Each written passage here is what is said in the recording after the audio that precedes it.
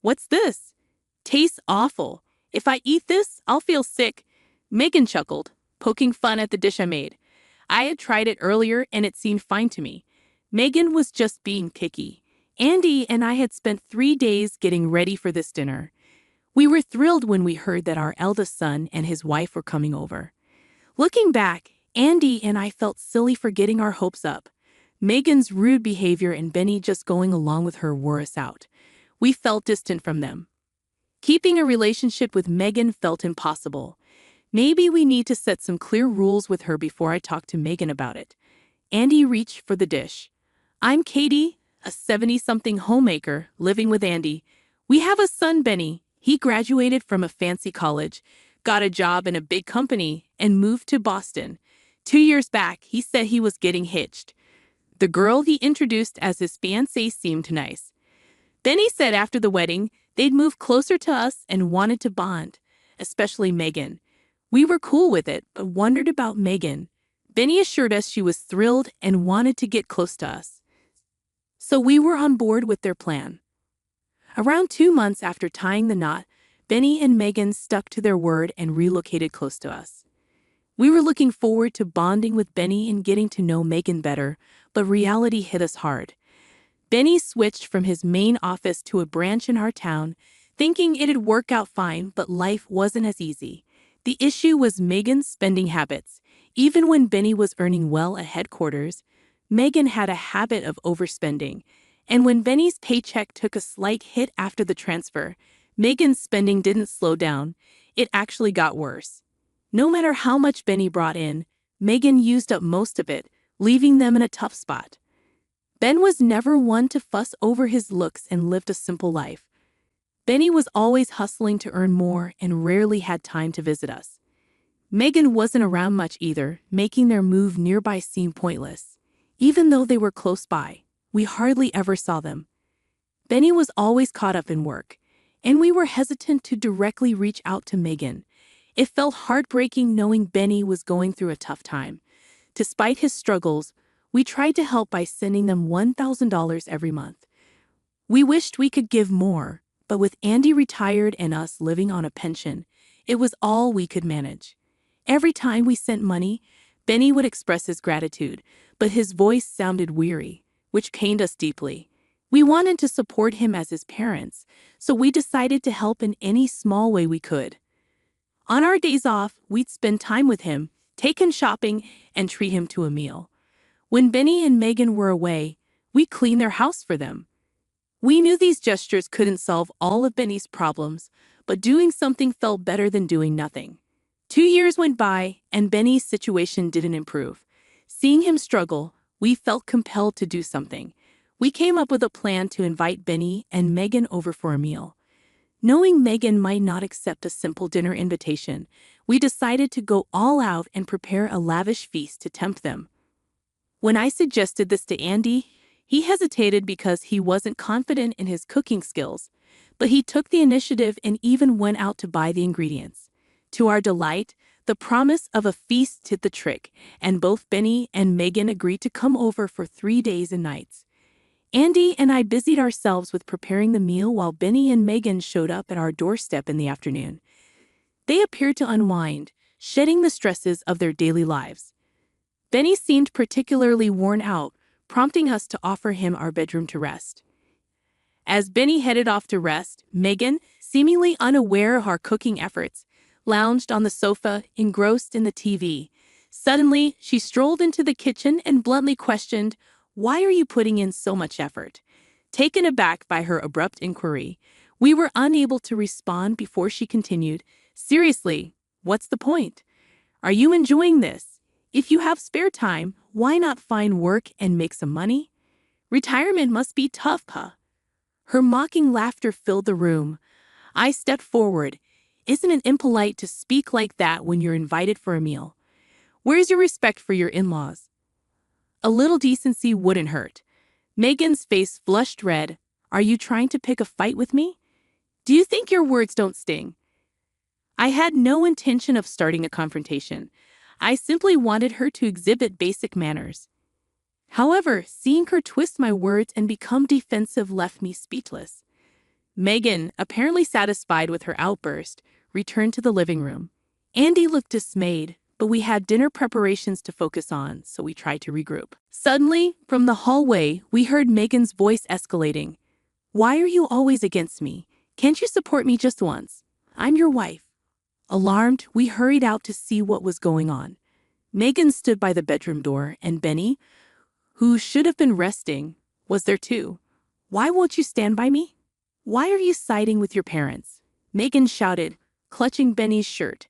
Sensing the situation spiraling out of control, we intervened. "Let's calm down. What's happening here?" Andy held Megan back, while I approached Benny to understand what was going on. Weary, Benny recounted what had occurred.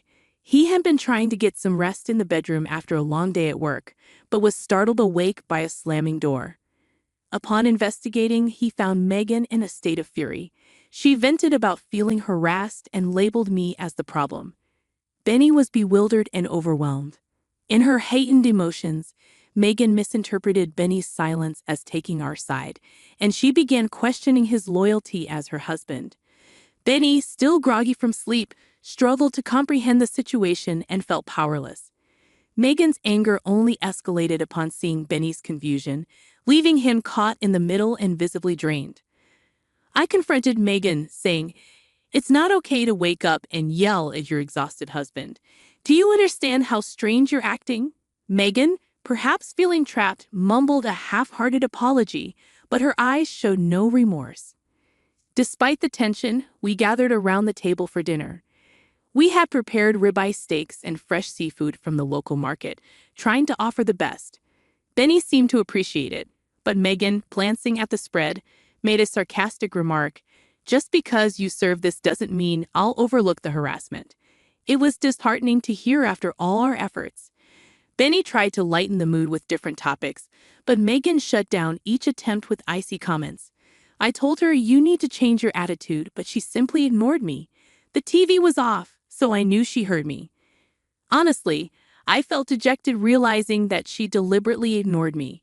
Feeling discouraged, Andy tried to comfort me. We managed to say grace before the meal, but after Megan tasted the dish, she exclaimed, "What's this disgusting mess? I'll get sick from eating this." She laughed mockingly, leaving me speechless at her cruelty.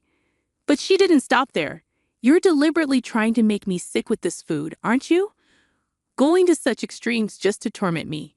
You're truly wicked, mother-in-law." Her words dripped with disdain, causing my hands to tremble with anger. Why must we endure this? How can Megan treat others so cruelly? Seeing Benny so exhausted, why doesn't she feel any inclination to help? Why does she brush off our kindness? I had so much I wanted to express to Megan, but the right words eluded me. However, I couldn't let her behavior continue unchecked. Sensing my frustration, Andy reached for his plate. I've remained silent until now, but I've reached my limit. Andy's usually calm demeanor transformed into something intimidating when he was angry. It had been a long time since I'd seen him so upset. With his anger still simmering, Andy declared, "I'm severing ties with you. Leave immediately." Andy's voice boomed as he confronted Megan. Even Megan appeared startled, her face paling. "What's this, father-in-law? How could you say such things to your daughter-in-law? Do you find joy in causing trouble? I never imagined you, father-in-law, would stoop so low," she shot back, tears welling in her eyes. But despite Megan's protests, Andy stood firm. "I don't care if you call it harassment. I can't consider you family anymore. Leave." Andy's words made Megan realize the severity of the situation. "Fine, I'll go. From now on, I want nothing to do with you or mother-in-law. You'll regret this," she declared, packing her belongings and departing. I asked Benny if he wanted to go after her, but he seemed resigned. "It doesn't matter," he muttered, focusing on his meal. So we opted to let her go, fearing another confrontation if Benny followed her home. We decided he would stay the night. Benny appeared relieved, preferring not to face Megan at that moment. For the first time in ages, we enjoyed some genuine family time. We swapped stories, aired grievances about Megan, and even camped out in the living room, reminiscing about old times. The cramped couch reminded me how much Benny had grown. However, our peace was short-lived. The next morning, the doorbell rang, jolting us awake. As anticipated, it was Megan. Scanning the room, I confirmed it was indeed Megan at the door. As Benny, Andy, and I debated our next move, the door was pounded loudly. "Mother-in-law, I know you're in there. Where's Benny?" "He's here, isn't he? Let him out." Megan's words filled me with dread. Handing Benny over to her now could only make things worse. So we agreed to let Megan in and have a conversation. As soon as the door opened, Megan barged in, fixing me with a hostile glare. "You think you can steal someone's husband? That's outrageous," she yelled, her anger palpable. But her accusations no longer affected me. "That's a harsh way to put it. We simply offer him a place to stay because of the way you've been treating him. He made the choice, not me. Blaming me is unfair, don't you think?" Megan's face blushed crimson. "You're the worst mother-in-law and father-in-law for allowing this behavior. Stay away from us forever." Her words held no sway over us. Andy and I were prepared to sever ties with Megan. Tension hung thick in the air until Benny's words changed everything. "I can't do this anymore. Let's get a divorce." Benny's words stunned Megan, her face still flushed with anger. "Divorce? Seriously? You're choosing your parents over me?" Her tone softened, and she pleaded with Benny, her eyes filled with desperation. But Benny stood firm. "A wife who neglects her responsibilities and parties constantly versus my parents, who've always been there for me. The choice is obvious." Megan, still unconvinced, argued, "They're just manipulating you. Once they have you, they'll abandon you too." Faceless accusations. We never abandoned Benny, but Megan, eager to portray us as villains, hysterically shouted, "You're trying to take Benny away from me. Do you hate me that much?" At this point, it was unclear how to calm her down. Then, unexpectedly, Benny slapped Megan across the face. The room fell silent, shocked. Megan struggled to comprehend what had just happened. "You've not only been a burden to me, but also to my parents. Aren't you ashamed? I hoped you'd come to your senses, but I was wrong. Please don't say such things. I love you, please reconsider. My decision is final. From now on, we're strangers. Don't ever call yourself my wife again." Megan looked defeated. No one reached out to her. Eventually, she left, realizing there was no point in arguing. In the following days, Benny stayed with us as he initiated the divorce proceedings, which were recently finalized. Megan was hesitant to sign the papers, so they had to involve lawyers. Fortunately, Benny had evidence of Megan's extravagant spending habits, which helped him secure the divorce. He also sought compensation in court. Due to his deteriorating health from stress and overwork, Benny was unfortunately diagnosed with a lifestyle-related illness. Megan's parents eventually paid the settlement, leaving Benny indebted to them. Megan now works tirelessly day and night to repay them. After the divorce, Benny continued to reside with us for some time.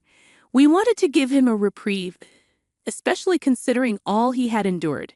Today, Benny has regained his footing and is working diligently as ever.